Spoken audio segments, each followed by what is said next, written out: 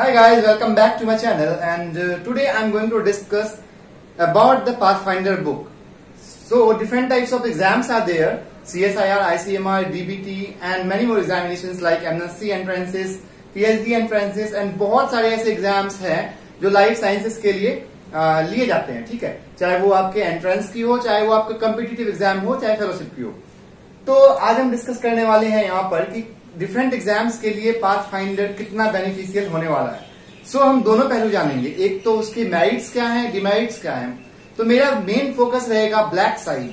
क्योंकि black side इसलिए क्योंकि पाथफाइंडर को लोगों ने क्या किया, हवा बना के रखा है कि ये पढ़ेंगे तो हो ही जाएगा, जैसे कि जादू की छड़िए घुमाया और सिलेक्शन हो गया। लेकिन ये क्या है कि ऐसा नहीं है। अब जो सिनेरियो है वो चेंज हो चुका है। क्योंकि अगर आप सीएसआईआर के क्वेश्चंस को देखो और आप 3 साल पहले के क्वेश्चन को देखो और इस बार के क्वेश्चन को देखो, दोनों में क्या है, बहुत ज्यादा डिफरेंस है। वो जमीन आसमान का आपको डिफरेंस मिलेगा। तो पहले था कि अगर आपने पाथफाइंडर पढ़ा है तो डायरेक्ट क्वेश्चन मिल गए, आपने किया और आपका सिलेक्शन हो गया। लेकिन अब वो सिनेरियो नहीं है। तो सबसे पहले ये चीज है कि जो पाथफाइंडर बुक है, ठीक है, लाइफ साइंसेस का आपको सबको पता होगा। आपने अगर जूलॉजी में हो, लाइफ साइंसेस में हो, कहीं भी हो, तो एट टाइम, चाहे वो कोई भी टाइम हो, चाहे एमएससी एंट्रेंस के हो, बीएससी एंट्रेंस के हो, या कभी जब आपको झटपट में तैयारी करनी हो तो आपने इसको यूज किया हो।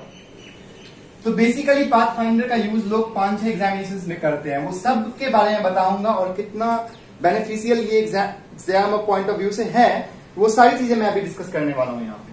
तो फर्स्ट इंपॉर्टेंट एग्जाम जो है वो है सीएसआईआर जेआरएफ, जो कि यूजीसी और सीएसआईआर जेआरएफ दोनों ही आपको देखने को मिलता है। दोनों ही आपको यहाँ पे फंडिंग प्रोवाइड करती है through out your PhD. Same है डीबीटी जेआरएफ का, ठीक है, एंड देन आईसीएमआर जेआरएफ का, जो कि अभी होने वाला है। डेट अनाउंस हो गए। अगर आप लोगों ने फॉर्म नहीं डाला है तो अभी तक डाल दो, क्योंकि फॉर्म ओपन है अभी और शायद 31 जुलाई तक ओपन रहेगा। ओके, फिर एमएससी एंट्रेंस एंड फिर पीएचडी एंट्रेंस, ठीक है। तो ये एग्जाम में एक ही रख देता हूं, एमएससी, पीएचडी एंट्रेंस एंड फिर curriculum. 5th one will be curriculum. Professional exams जो होते हैं, आप मान चलो अगर लाइफ साइंसेस कोर्स में हो, कहीं पे बीएससी लाइफ साइंसेस या बीएससी जूलॉजी कर रहे हो, उसमें कितना हेल्पफुल है। तो फर्स्ट है CSIR DBT, CSIR JRF. So guys, क्या होता है कि जब सीएसआईआर जेआरएफ की बात करता हूं तो यहाँ पे ये बहुत ज्यादा सिग्निफिकेंट रोल नहीं प्ले करता है आपका पाथफाइंडर। लोग क्या होते हैं कि बहुत सारे लोग पाथफाइंडर को लेके खोल के बैठे हैं, बस पढ़े जा रहे हैं। लेकिन पाथफाइंडर का एक रिवीजन बुक है। इसमें आपको सब कुछ बहुत ही ब्रीफ मिलेगा। ऐसा नहीं कि आपको कॉन्सेप्ट बहुत अच्छे से समझाए हुए हैं। कॉन्सेप्ट पढ़ना है तो आप प्लीज जाके अपने करिकुलम के बुक को ही फॉलो करें। जो रेफरेंस बुक्स होती है, जो स्टैंडर्ड बुक्स होती है, उनको फॉलो करें। पाथफाइंडर को फॉलो नहीं करें। सीएसआईआर का जो आपको फिर बता रहा हूं मैं कि क्या हुआ है कि इसके लेवल में बहुत ज्यादा एडवांसमेंट हुई है। तो यहाँ सिर्फ और सिर्फ कॉन्सेप्ट बेस्ड क्वेश्चन पूछे जाते हैं, ना कि आपको डायरेक्ट क्वेश्चन पूछे जाते हैं, जो कि आपको यहाँ पे देखने के लिए मिलता है, ठीक है। तो यहाँ कॉन्सेप्ट बेस्ड क्वेश्चन के लिए आपको कॉन्सेप्ट को बहुत अच्छे से बिल्ड करना होता है। तो यहाँ पे आप स्टैंडर्ड बुक्स को फॉलो करें, बिल्कुल पाथफाइंडर को फॉलो नहीं करें। This is the black side of the pathfinder book, that it is not useful in CSIR JRF. और बहुत सारे स्टूडेंट्स का सिलेक्शन इसलिए नहीं होता क्योंकि वो पाथफाइंडर के पीछे लगे रहते हैं। तो आप अगर किसी भी टॉपर से पूछो या किसी का भी सिलेक्शन हुआ है तो एट अ टाइम पॉइंट उसको स्टैंडर्ड बुक्स की तरफ मूव करना ही पड़ा है। फिर डीबीटी और आईसीएमआर जहां आपको डायरेक्ट क्वेश्चन मिलते हैं, वहां पे आप क्या करते हो, इसके लिए आप पाथफाइंडर को यूज करते हो। ये बहुत ही बेनिफिशियल है यहाँ पे।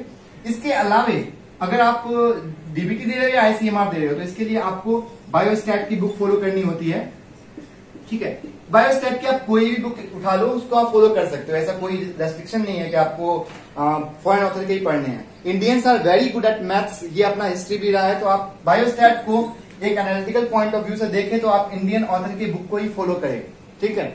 ऐसा नहीं कि इंडियंस है तो डीमेरिट्स होंगे। इंडियंस के सारे बुक अच्छे हैं बायोस्टैट के। और इसके अलावे लुसेंट के आप जनरल साइंस को यूज कर सकते हो आईसीएमआर के लिए, ठीक है। आईसीएमआर के लिए आप लुसेंट के जनरल साइंस को यूज कर सकते हो। आपको डीबीटी जेआरएफ और इसमें क्वांटिटेटिव केमिस्ट्री मिलती है। क्वांटिटेटिव केमिस्ट्री भी आप कहीं से भी पढ़ ले, आप एनसीईआरटी पढ़ सकते हो, बहुत बेस्ट है, ठीक है। तो ये तीनों चीज आपको इसमें देखने के लिए मिलेगा। लेकिन अब क्या होता है जब आपके पास बहुत कम टाइम बचता है, एमएससी और पीएचडी एंट्रेंस के लिए पाथफाइंडर इज अ बोन। तो यहाँ आप पाथफाइंडर यूज कर सकते हो, बहुत ही अच्छा आपको हेल्प मिलेगा पाथफाइंडर में, एंट्रेंसेस में, इस एंट्रेंस में। बट सीएसआईआर के लिए बिल्कुल भी नहीं। आई विल नेवर रिकमेंड कि आप पाथफाइंडर को पढ़ें। करिकुलम बुक आप जब भी पढ़े स्टैंडर्ड बुक पढ़े, क्योंकि आपके एंट्रेंस के टाइम पे आपके पास इतना टाइम नहीं होता कि आप जाके पाथफाइंडर को, मतलब आप जाके स्टैंडर्ड बुक्स को पढ़ो। स्टैंडर्ड बुक से मेरा कहने का मतलब ये है कि क्यूबी हो गया आपका इम्यूनोलॉजी के लिए, टीए ब्राउन हो गया जीन क्लोनिंग के लिए, तो ये सारी स्टैंडर्ड बुक आती है। स्नस्टेड हो गया आपको जेनेटिक्स एंड इवोल्यूशन के लिए। तो ये सारी बुक्स, इस पे मैंने अलग से एक वीडियो भी बना रखा है कि कौन कौन से स्टैंडर्ड बुक कौन कौन से डिसिप्लिन के लिए यूज करना है, तो आप उसको देखें। अब मैं बात करता हूं कि जैसे यहाँ पर आपके पास बहुत कम टाइम बचता है, जैसे अभी अगर बात करें तो अक्टूबर में एग्जाम हो जाएगा। सबका कहना होता है कि स्टैंडर्ड बुक्स पढ़ने में बहुत टाइम लेता है, बहुत टाइम कंज्यूमिंग है, तो उस समय में क्या करें, क्या पाथफाइंडर पढ़ना चाहिए? तो ये बात वही हो जाती है, मरता क्या ना करता। तो यहाँ पे आप स्टैंडर्ड बुक्स को आप अगर देखते हो तो स्टैंडर्ड बुक्स में आप कम से कम आप 3 या 4 ऐसे डिसिप्लिन है जिसके आपको स्टैंडर्ड बुक्स पढ़ो। उसके अलावा आप पाथफाइंडर फॉलो कर सकते हो। पाथफाइंडर की डिमांड में ये भी है, इसमें आपको ना बायोइन्फॉर्मेटिक्स मिलता है, ना बायोस्टैटिस्टिक्स मिलता है, ना फिर आपको डेवलपमेंटल बायोलॉजी मिलती है, तो बहुत सारी डिसिप्लिन है ही नहीं। ठीक है, तो वो चीजें आप कहां से पढ़ोगे? माइक्रोबायोलॉजी नहीं होता है इसमें, और माइक्रोबायोलॉजी तो समझ लो कि आईसीएमआर का एकदम बेसिक बिल्डिंग ब्लॉक है। तो ये सारी चीजें आपको स्टैंडर्ड बुक से फॉलो करनी पड़ती है। माइक्रोबायोलॉजी की बुक्स मेरे कमेंट में बहुत सारे आए, तो आप अनंत नारायण करके एक है ऑथर, उसकी आप बुक्स फॉलो कर सकते हो। इसमें ना ज्यादा है ना कम है, जितना सफिशिएंट है उतना ही। अनंत नारायण माइक्रोबायोलॉजी की बुक है, एसेंशियल्स ऑफ माइक्रोबायोलॉजी, ठीक है, मेडिकल माइक्रोबायोलॉजी एक्ट। तो इसको आप फॉलो करें। यहां पर अगर आपको पढ़ना है तो सेल सिग्नलिंग पाथफाइंडर में बहुत अच्छे से दिया है, आपको और कहीं से पढ़ने की जरूरत नहीं है। सेल सिग्नलिंग आप पाथफाइंडर से पढ़े, ठीक है, सेल सिग्नलिंग आप पाथफाइंडर से पढ़े। इकोलॉजी बिल्कुल आपको स्टैंडर्ड बुक नहीं पढ़ने की जरूरत है, इकोलॉजी उसमें इतना है कि कॉन्सेप्ट आपका बिल्ड हो जाएगा। ठीक है, ये सारी चीजें हैं जो आप टू डू फ्रॉम पाथफाइंडर। इसके अलावा बायोकेमिस्ट्री अगर आप पढ़ते हो तो बायोकेमिस्ट्री आप बिल्कुल यहां से पढ़ लो बेझिझक, कोई दिक्कत नहीं है, क्योंकि बायोकेमिस्ट्री बहुत ही डिटेल में बहुत अच्छे से एक्सप्लेन किया हुआ है यहाँ पे। ठीक है, ये मैं बता रहा हूं कि लास्ट मोमेंट जब आपके पास 3 महीने बचते हैं तो आप क्या करोगे तब। ठीक है, जेनेटिक्स आप यहाँ पे पढ़ सकते हो, जेनेटिक्स एंड मॉल बायो एक साथ दिया हुआ है पाथफाइंडर में, तो ये आपके लिए बहुत अच्छा होगा, genetics and molecular biology, molecular biology. ठीक है, तो इनके लिए आप बुक को फॉलो करो, पाथफाइंडर को, कम टाइम है तो। लेकिन अगर मैं आपको बात करूं, अगर आपको सीएसआर में सिलेक्शन चाहिए, ठीक है, और आपके पास सफिशिएंट टाइम है, तो उसके लिए आपको 100% स्टैंडर्ड बुक्स फॉलो जो करना है, वो सबसे फर्स्ट बुक है आपका टीए ब्राउन, जो जीन क्लोनिंग की बुक होती है, जीन क्लोनिंग की बुक होती है, यहां लिखा है मैंने टीए ब्राउन।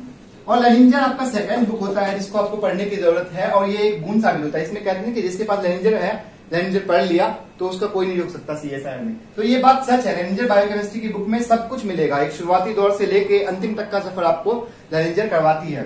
ठीक है, और बहुत अच्छे अच्छे कॉन्सेप्ट आपको मिलेंगे इसमें, और इससे डायरेक्ट क्वेश्चंस भी होते हैं। इसके अलावा जो थर्ड बुक है, अगर मैं आपको बोलूं कि अगर आपको थर्ड बुक पढ़ना है इसके लिए, तो वो होता है आपका कूपर।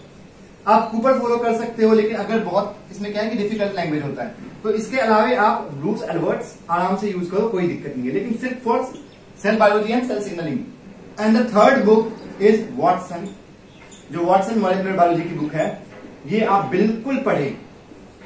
ये 4 बुक अगर आपने फॉलो कर लिया पाथफाइंडर के अलावा एडिशन में, तो आपको कोई नहीं रोक सकता सीएसआर क्वालिफाई करने से, और अच्छे रैंक से करोगे। This is my promise and this is my bet. So guys, अब बात करते हैं हम फिजियोलॉजी की, जो कि प्लांट फिजियोलॉजी हो गया, एनिमल फिजियोलॉजी हो गया, and diversity of plants and animals हो गया।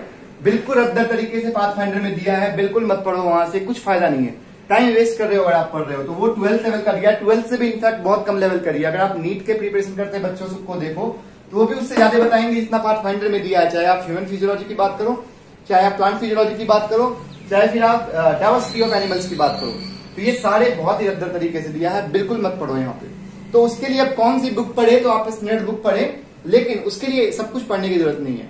जो इंपॉर्टेंट टॉपिक्स लगते हैं उससे ज्यादा अच्छा आप यूट्यूब पे वीडियो देख लो, वो ज्यादा अच्छा है। अनअकैडमी के बहुत सारे फ्री वीडियोस मिलते हैं, उसको देख लो। आप प्लांट फिजियोलॉजी, एनिमल फिजियोलॉजी और डाइवर्सिटी ऑफ एनिमल्स के लिए वो ज्यादा हेल्प करेगा।